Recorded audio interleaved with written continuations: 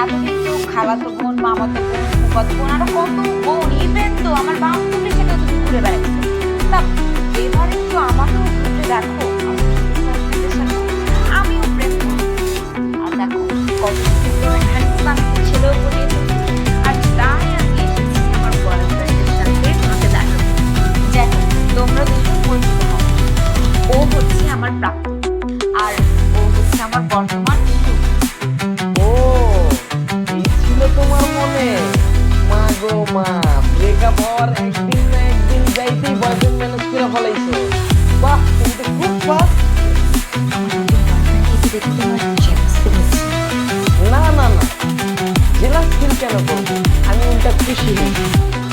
শুভ ভাই, কনগ্রেটস।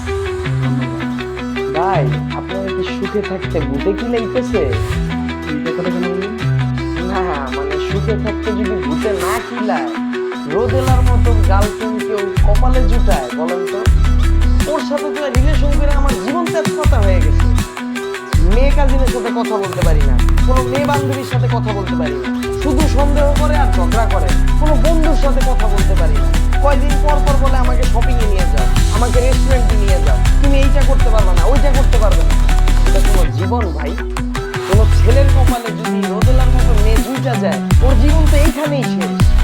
এই তাকে একদম ফালতু কথা বলতে না। ফালতু কথা আমি বলতেছি না, আমি যা বলতেছি সত্যি বলতেছি। আল্লাহ আমারে বাঁচাই দিছে যে তোমার সাথে আমার ব্রেকআপ হচ্ছে। কারণ কি জানো?